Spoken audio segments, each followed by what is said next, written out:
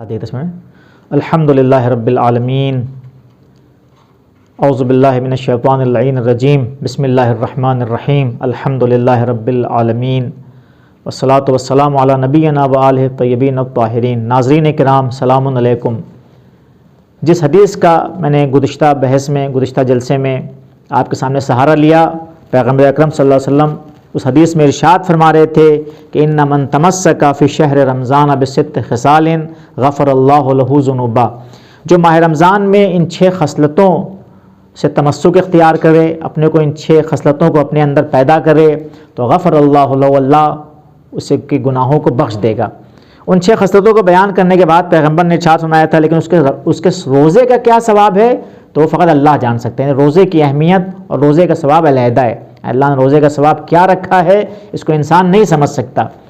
ایک حدیث میں ہے کہ روزے کا ثواب کیا ہے، کہتے ہیں کہ یہ میں اس کا جزا دوں گا، یعنی اللہ اس کا بدلہ دینے والا، یا بعض لوگوں نے مانا کیا ہے کہ میں خود اس کا بدلہ ہوں۔ بہرحال روزے کے اتنا زیادہ ثواب ہے کہ انسان اس کو سمجھ نہیں سکتا، اسی لیے اللہ نے کیا کہا ہے، کتب علیکم الصیام، تم پہ روزے کو رکھا گیا ہے، کیوں؟ لعلکم تتقون، تاکہ تم متقی بن سکو۔ اور دوسری جگہ کیا کہتا ہے، ان اکرمکم عند اللہ اتقاکم، اللہ کے نزدیک سب سے زیادہ کرامت والے کون لوگ ہیں؟ جو باتقوا ہیں۔ تو رمضان باتقوا ہونے کا مہینہ ہے، اور باتقوا بننے کے بعد انسان کرامت والا انسان بنتا ہے۔ تو بہرحال اس میں حدیث کا سارا جس کا لیا تو اس میں پیغمبر نے کیا ارشاد فرمایا تھا کہ سب سے اہم چیز کیا ہے، وہ خصلت، پہلی خصلت کیا تھی کہ یحفظ دینہ، کہ اپنے دین کی حفاظت کرے۔ تو توحید ذاتی، توحید صفاتی اور توحید افعالی کو آپ کے سامنے بیان کیا تھا کہ دین کی حفاظت کیا ہے کہ عقیدہ توحید، خدا کی معرفت کو انسان صحیح سے حاصل کر سکے۔ خدا کی معرفت کون؟ خدا کہ جس کی ذات بھی یکتا ہے، اس کی صفات بھی یکتا ہیں، اس کے افعال بھی یکتا ہیں۔ اور اس کے بعد جو توحید کا ایک اہم رکن آتا ہے وہ توحید عبادی ہے، یعنی انسان فقط خدا کو لائق پرستش مانے۔ اچھا، ایک چیز بہت اہم ہے کہ تمام مسلمان فرقے، تمام مسلمان مسالک، اگر آپ دیکھیں اس میں سب متفق ہیں، یعنی سب کا اجماع ہے، سب لوگ اس بات پر متفق ہیں کہ فقط اللہ لائق پرستش ہے، یعنی اللہ کی الوہیت کے قائل ہیں کہ لائق پرستش اور لائق عبادت فقط خدا ہے۔ تمام فرقے اس بات کے قائل ہیں، اور فقط تمام اسلامی فرقے اللہ کی عبادت کرتے ہیں۔ لیکن ہاں، وہابی فرقہ جو ہے اس سے دوسرے فرقوں کا ایک اختلاف ہے مصادیق عبادت میں، یعنی بہت سے چیزیں ہیں کہ جو مصادیق عبادت نہیں ہیں لیکن اسے وہ مصادیق عبادت شمار کرتے ہیں، اور دوسرے اسلامی فرقوں پہ شرک کا الزام لگاتے ہیں، اور صرف شرک کا الزام نہیں لگاتے ہیں بلکہ اپنے کو اجازت دیتے ہیں کہ اس الزام کے بعد مسلمانوں کے گلے کاٹیں، مسلمانوں کے خلاف سازشیں کرتے ہیں، مسلمانوں کے خلاف توہین کرتے ہیں۔ اور آپ نے دیکھا جیسا کہ سیریا میں انہوں نے داعش کی شکل میں ظاہر ہوئے، طالبان کی شکل میں، القاعدہ کی شکل میں۔ تو سمجھنے کی ضرورت ہے کہ جب تمام مسلمان فرقے، اسلامی مسالک اس بات کے قائل ہیں کہ صرف اللہ لائق پرستش ہے، صرف اللہ کی عبادت کی جاتی ہے، تو وہابی فرقہ مثلا توسل، استعانت، دعا وغیرہ کو شرک کہتے ہیں۔ کیوں؟ چونکہ اس کو کہتے ہیں یہ عبادت کر رہے ہیں۔ تو سوال یہ ہوگا عبادت کہتے کسے ہیں، تاکہ پتہ چل سکے کہ یہ جو استعانت، توسل، شفاعت وغیرہ ہے یہ شرک نہیں ہے، یہ عبادت نہیں ہے۔ عبادت کہ اگر معنی اور عبادت کی حقیقت، عبادت کی ڈیفینیشن آپ کے سامنے واضح کی جائے تو عبادت، اگر آپ خالی احترام کو عبادت کہہ دیں، فقط خضوع اور خوشی کا نام عبادت رکھ دیں، فقط اظہار تذلل اور اظہار ذلت کو آپ کیا کہتے ہیں عبادت کہہ دیں، چاہے اس کا کم ترین درجہ ہو یا اس کا بالا ترین درجہ ہو، یعنی غایت خضوع، غایت تذلل، غایت احترام، یعنی احترام کا سب سے بڑا درجہ یا احترام کا سب سے کم ترین درجہ، فقط احترام کا نام اگر عبادت ہو تو اسے کوئی نہیں قبول کر سکتا ہے۔ کیوں؟ چونکہ قرآن ماں باپ کے احترام کو حکم دے رہا ہے۔ قرآن کیا کہہ رہا ہے، وَقَضَىٰ رَبُّكَ أَن لَا تَعْبُدُوا إِلَّا إِيَّاهُ، پہلے یہ کہہ رہا ہے کہ اللہ کا اٹل فیصلہ ہے کہ اللہ کے علاوہ کسی کی عبادت نہیں ہونی ہے، یعنی یہ کہنے کے بعد پھر کیا کہہ رہا ہے، وَقَضَىٰ رَبُّكَ أَن لَا تَعْبُدُوا إِلَّا إِيَّاهُ وَبِالْوَالِدَيْنِ إِحْسَانًا، ماں باپ کے ساتھ احسان کرو۔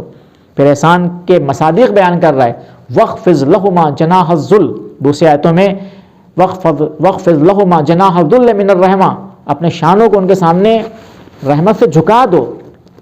پھر مختلف احادیث میں ماں باپ کے احترام کے بارے میں وارد ہوئی ہیں، یا آپ دیکھیں کہ اساتید کا احترام، بزرگوں کا احترام، تو فقط اگر احترام اور اظہار انکساری، اظہار عجز اور اظہار تذلل اگر یہ عبادت ہوتا تو قرآن جو بشریت کو توحید کی عبادت دے رہا ہے. بعثت انبیاء کا مقصد کیا بیان ہے؟ لقد بعثنا فی کل امت رسولا ان اعبدوا اللہ. انبیاء کو اللہ نے کیوں بھیجا؟ تاکہ بشریت کو اللہ کی عبودیت کی طرف لے جائیں. طاغوت کی عبودیت سے بشریت کو خارج کرنے کے لیے انبیاء آئے تھے. تو وہ اللہ جو کہہ رہا ہے، اللہ کا اٹل فیصلہ ہے کہ فقط اللہ کی عبادت کرو. تو اللہ اگر احترام کا نام عبادت ہوتا تو کیا اللہ عبادت کا حکم دے رہا ہے دوسروں کی؟ ایسا تو کوئی نہیں مان سکتا. تو پتہ چلا کہ عبادت احترام کا نام نہیں ہے، اگرچہ احترام کا سب سے بالا ترین درجہ ہو. اگر آپ دیکھیں سجدہ کرنا، مثلا اگر سجدہ کرنا اگر اس کو معبود مانتے ہوئے نہیں ہے، اسے اللہ مانتے ہوئے نہیں ہے، تو وہ بھی عبادت نہیں ہے. مثلا آپ دیکھیے اللہ فرشتوں کو کیا حکم دے رہا ہے کہ جناب آدم کا سجدہ کرو. یا ہم دیکھتے ہیں کہ ایک نبی جناب یعقوب اور ان کے فرزند اور ان کی زوجہ اپنے ایک دوسرے بیٹے نبی جناب یوسف کے سامنے سجدہ کرتے ہیں.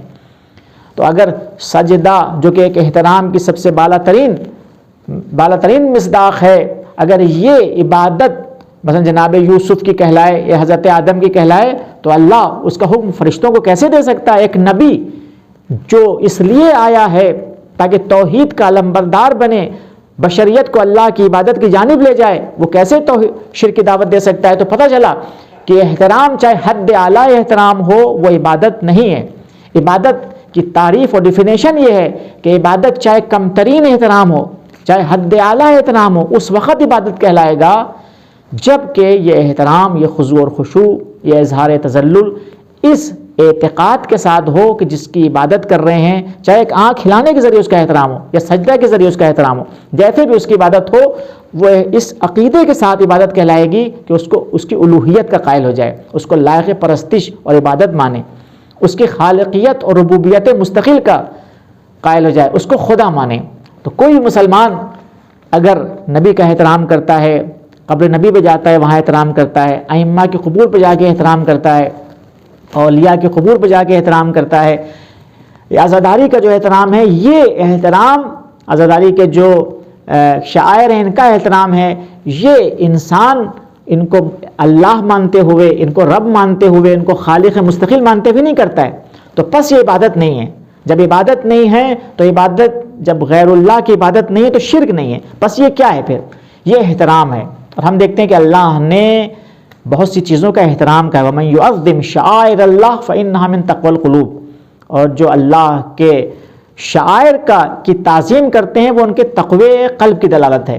تو پتہ چلا کہ اللہ نے جس طرح سے ماں باپ کا احترام کہا ہے، جس طرح سے اللہ نے رزق اور روزی کا احترام کو کہا ہے، ایسی وہ انبیاء اور وہ اولیاء جن کو اللہ نے ہدایت کا وسیلہ بنایا ہے، ان کے بھی احترام کا اللہ نے ہمیں حکم دیا ہے. اور صرف احترام کا حکم دیا، قرآن میں آیت ہے قُلْ لَا أَسْأَلُكُمْ عَلَيْهِ أَجْرًا إِلَّا الْمَوَدَّةَ فِي الْقُرْبَى. یعنی مودت کو چاہا گیا ہے، ان کے احترام کو چاہا گیا ہے. تو جگہ جگہ چونکہ بہت تفصیلی بحث ہے، اس میں انسان چاہے تو رجوع کر سکتا ہے کہ حقیقت عبادت احترام کو نہیں کہتے ہیں، اور جو احترام ہے اسے ہمیں حکم دیا گیا ہے. تو ہم اہل بیت کے روضوں پہ جاتے ہیں، یہ ان کا احترام کرتے ہیں، یا ان کو اگر ہم شفیع قرار دیتے ہیں، ان کی شفاعت کے قائل ہیں، ان سے توسل کرتے ہیں، ان سے استعانت لیتے ہیں، تو یہ کیا ہے؟ جیسے اللہ نے ایک پیڑ کو پھل کا ذریعہ بنایا ہے، اللہ نے ماں باپ کو بچے کے دنیا میں آنے کا ذریعہ بنایا ہے، بہت سی چیزوں کو اللہ نے، نماز کو اپنی عبادت کا ذریعہ بنایا ہے. تو ایسے ہی اللہ نے ائمہ اہل بیت اور نبی گرامی اسلام کو کیا شفاعت کا ذریعہ بنایا ہے، دعاؤں مانگنے کا ذریعہ بنایا ہے کہ اپنی دعا کرو تو پہلے محمد علیہ محمد پہ صلوات بھیجو، بعد میں محمد علیہ محمد پہ صلوات بھیجو. یا ہم دیکھتے ہیں کہ ارشاد ہوتا ہے کہ وابتغوا الیہ الفضیلہ وابتغوا الیہ الوسیلہ، اللہ تک پہنچنے کے لیے وسیلہ تلاش کرو. تو وسیلہ، توسل، شفاعت یا استعانت یا دعا یا جو احترام ہم کرتے ہیں، اس کا حکم ہے، اور اس کو انسان تفصیلی کتابوں میں جا کے جان سکتا ہے. تو بہرحال سب سے اہم یہ ہے کہ عبادت کیا ہے، ہمیں صرف اللہ کی عبادت کرنی ہے. یہ تمام اسلامی فرقے اس میں متفق ہیں، اور تمام اسلامی فرقوں کا متفقہ فیصلہ ہے، اور اللہ کے علاوہ کسی کی عبادت نہیں کرنی ہے، اس میں بھی سب متفق ہیں. تو اور دوسرے جس کو وہابی فرقہ عبادت کہتا ہے، وہ عبادت نہیں ہے بلکہ احترام ہے. بلکہ ایک دوسری بات، اگر ان کا ہم احترام نہیں کریں گے، ان سے توسل نہیں کریں گے، تو وہ اسی طرح ہو جاتا ہے جس طرح شیطان کو جب اللہ نے کہا تمام لوگوں کو کہ آدم کا سجدہ کرو، اور شیطان نے سجدہ نہیں کیا جبکہ وہ اللہ کی عبادت کر رہا تھا، اللہ کا سجدہ کر رہا تھا، تو اللہ نے اسے مردود بارگاہ قرار دے دیا، کیونکہ اللہ کو ویسے سجدے نہیں چاہیے. کہ جو انسان اپنے دل سے کہے، اپنے فکر سے کرے، بلکہ وہ سجدے چاہیے جہاں پر اللہ کے سجدوں کے ساتھ ساتھ اللہ کی بات کو ہی مانا جا رہا ہو۔ یعنی شیطان نے کیا کیا تھا کہ اللہ کی بات کو نہیں مانا تھا آدم کو سجدہ۔ تو ایسے ہی جو لوگ توسل کو نہ مانیں، شفاعت کے قائل نہ ہو، استعانت کے قائل نہ ہو، وسیلے کے قائل نہ ہو، وہ اللہ کی بات کو نہیں مان رہے ہیں، تو یہ توحید کے منافی ہے۔ یہ انسان توحید در تشریع اور حاکمیت کے منافی ہے کہ انسان اللہ کی قانون گزاری کو نہیں مان رہا ہے، اللہ کے سسٹم کو نہیں مان رہا ہے۔